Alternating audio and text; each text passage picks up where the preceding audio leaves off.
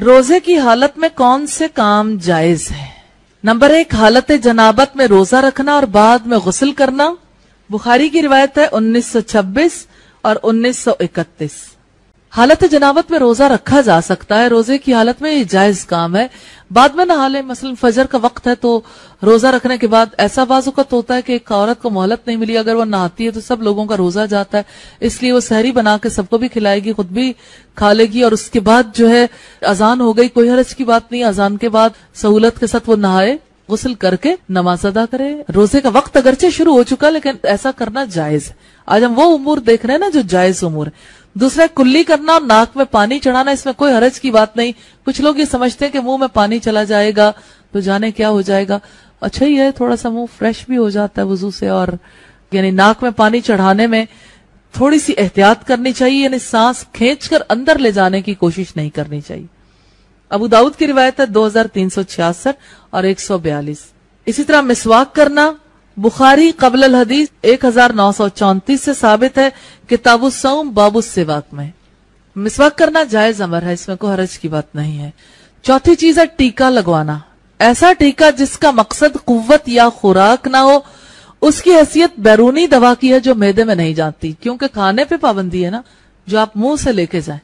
اگر کوئی یعنی وائٹمن کا ہے یا کوئی قوت والا ٹیکا ہے، کیلشیم کا انجیکشن ہے یا آئرن کا ہے، ایسا انجیکشن نہیں لگوایا جا سکتا، لیکن اگر دوا ہے تو دوا میں کوئی حرج نہیں، کیونکہ وہ ٹیکا معدے میں نہیں جا رہا۔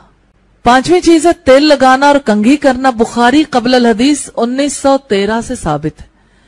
چھٹی چیز ہے گرمی کی وجہ سے غسل کرنا، ابو داؤد کی روایت ہے 2365۔ کچھ لوگ کہتے ہیں غسل کر لیتے ہیں تو ہم تو بالکل ٹھیک ٹھاک ہو جاتے ہیں، تو پھر تو روزہ خراب ہو جاتا ہے۔ پھر روزہ کوئی یعنی کڑھائی میں ڈال کے رکھنے کا نام تو نہیں ہے خود کو، کہ آپ جو ہے وہ ہر وقت ایک مخصوص مشقت میں ہی رہے۔ اگر آپ کو گرمی لگی ہے آپ غسل کر لیں، غسل کرنا جائز ہے، کوئی حرج کی بات نہیں، ایک سے زائد بار کر لیں، کوئی حرج کی بات نہیں۔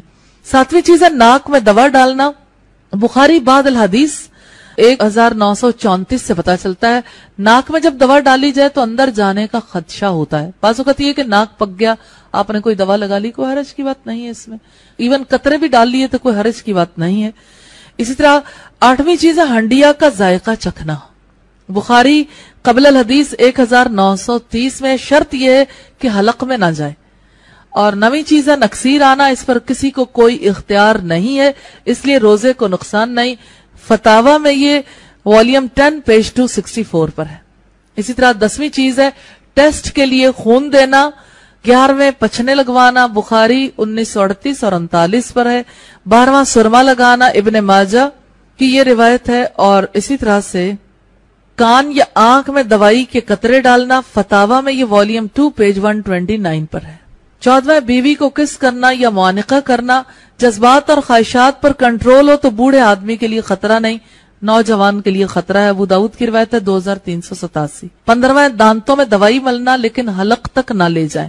16واں میک اپ کرنا، چہرے کو خوبصورت بنانے والی اشیاء، مثلا کوئی ایسا سوپ ہے یا آئل وغیرہ جس کا تعلق ظاہر سے ہوتا ہے، روزے کو کوئی نقصان نہیں دیتی۔ اسی طرح سے کریمز کا یا لوشنز وغیرہ کا معاملہ، کوئی حرج کی بات نہیں۔ فتاوا کی روایت ہے والیوم 2 پیج 127۔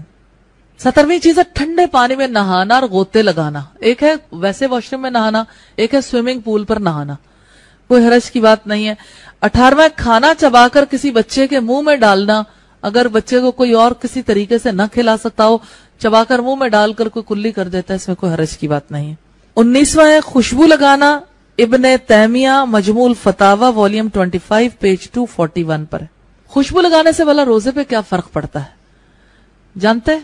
خوشبو لگانے سے انسان اگر غمزدہ بھی ہو تو اس کی طبیعت ٹھیک ہو جاتی، سنبھل جاتا ہے۔ خوشبو انسان کی طبیعت پر اچھی طرح سے اثر انداز ہوتی ہے، کوئی حرج کی بات نہیں۔ 20واں تھوک نگلنا، اتنا بھی کیا محتاط ہونا کہ تھوک بھی نہ نگلے، تھوک نگلنے میں کوئی حرج نہیں، بخاری قبل الحدیث 1930 ہے۔